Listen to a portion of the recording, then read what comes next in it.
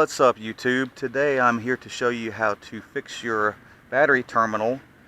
Now this is going to apply to mostly Hondas and some Fords, I think, and some Mazdas as well that use this style of battery terminal, this round kind. Now this might work for other battery terminals too, but I've had good luck with it mainly on Hondas, because this thing stretches out over time and you can see that it's tightened all the way and you can't tighten it no more, and boom, it just pulls right off. So negative, it's a little loose too. Now when you buy a pack of these, it comes with two, so I'm not sure if I have to use both of them, but I'm going to show you how to do it on at least one of these anyway. You just get this little terminal. Any part store usually carries them. Just ask them when you walk in, because sometimes I keep these behind the counter, that you need a battery shim for your Honda or whatever vehicle you have that uses this style. Again, I'm not sure if it works on other styles of battery terminals. I haven't tried it. I've tried it on these though, and this is like $2 for a 2-pack. Just slide it over the terminal, push it all the way down. Then you're going to want to loosen this some, because that little shim is probably a good millimeter or 2 millimeters thick. Let me pull that back off for a second, because this battery terminal is just wanting to bend. There you go. Now loosen that. Now if this breaks, the shim don't work. You don't want it to break. It did start bending though. It's trying to break. Let's take that back off. Slide that over. Now slide your battery terminal over the shim. You might have to hammer it down some.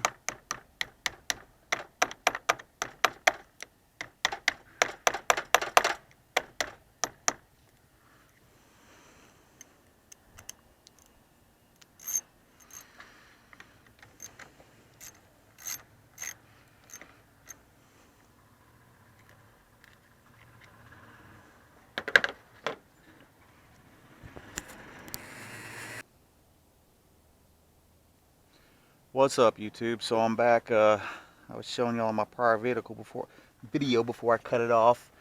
I had to do a battery shim on your Honda. Well, as I was trying to put it back on, it tore.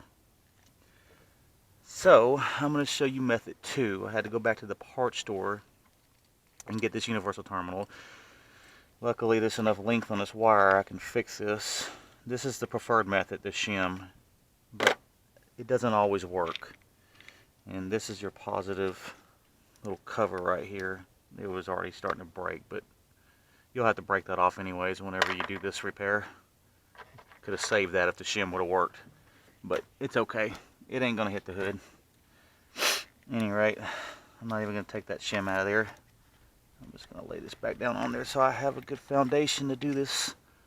So just take this little plastic cover right here, if you have one, and just pull back on it, and that cover will come off.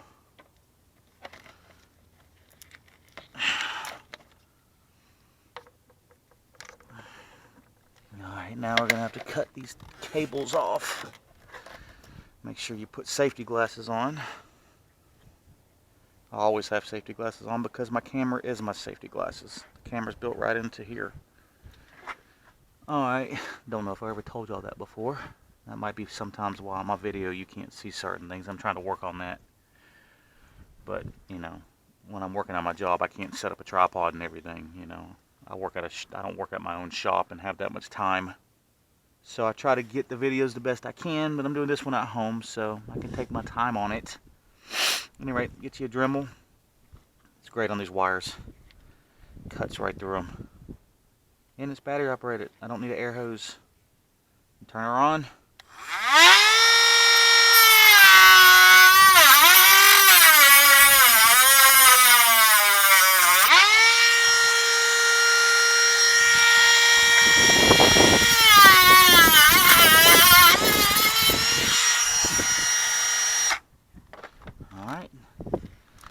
Once you cut through that, go ahead and discard that. Now we're going to do the same thing on the insulation. Take tape out of your way.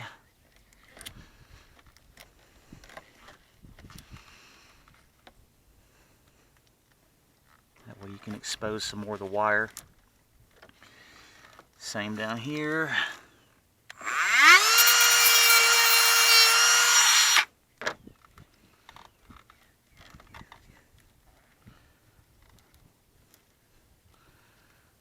Alright. Now you can use a razor blade for this too, but you ain't going to use a razor blade to cut through that copper wire. Now we're going to turn this on a little slower.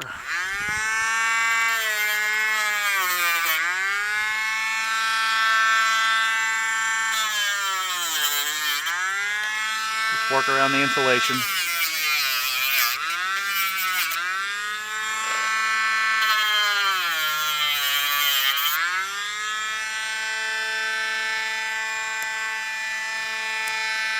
Expose about a ½ inch.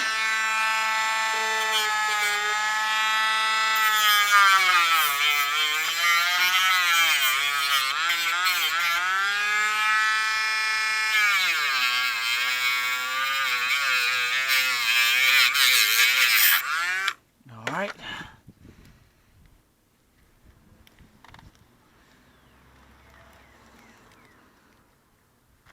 There you go. Now let's take our new positive battery terminal.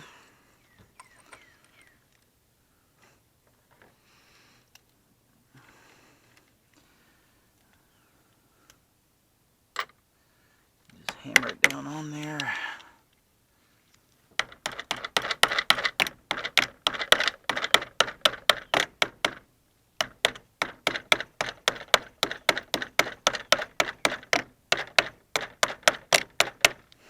Now, you can use a hammer too, but you just gotta be careful because you'll crack the battery. You don't want to use the end of your tool. It's my tool. I can do what I want with it. So, once you get that on there, nice and tight, make sure before you tighten it down you get the angle you want. Turn it over a little bit.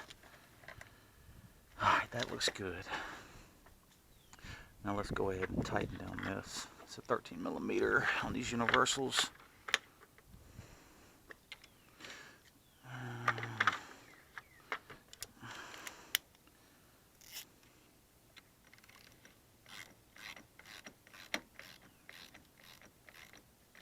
Snug that down. Now, these top bolts are 11mm.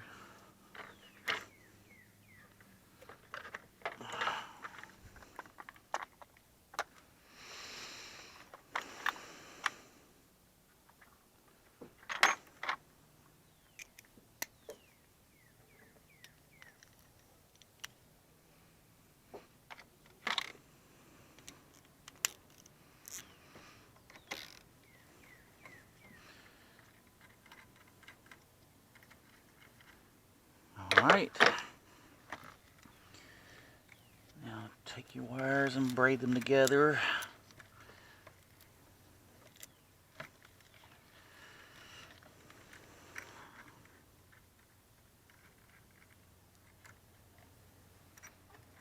And feed them underneath the battery.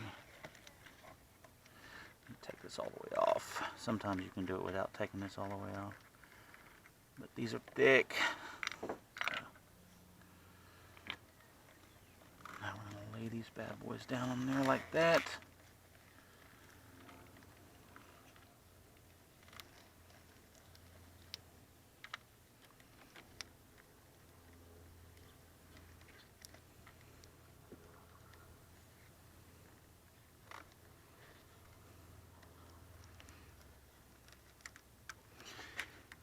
Alright. Now once you get them started, push those in as far as you can. Alright.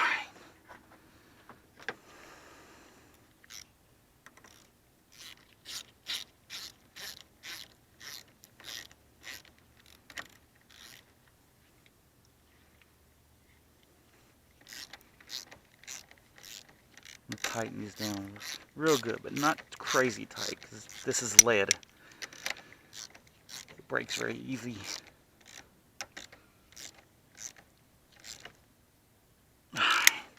Just till it's nice and snug. Now, the alarm's going to go off on this when I hook that back up, probably. So, be ready to cut her off when I scare everybody. Huh. Maybe I was wrong.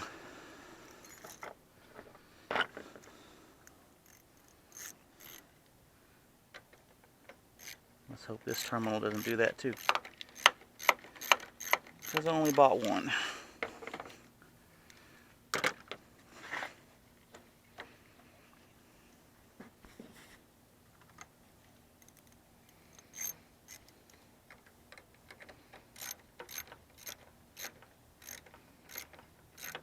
Good. Alright. Now, everything's nice and tight. You don't have to put that back on, because you probably won't be able to anyways. That new terminal, it's wider, won't even fit in there. Get all your tools off the hood. Now I'm going to have to go drive this bad boy, because disconnecting that battery like I did, reset it to check engine light. I'm going to drive it till I can get some codes out of it. And I will get back to y'all whenever I get that code to come up. It was an auction centric code. That's the only one I know of. And we'll diagnose it together, and I'll fix it, and we'll check it after I'm done fixing it. Let me go ahead and put this hood down, and I'm going to go drive it to get this light to come back on so I can do some diagnostic on this bad boy. Get to the bottom of everything I need to do before we decide to flip it. Peace out for now. Check like.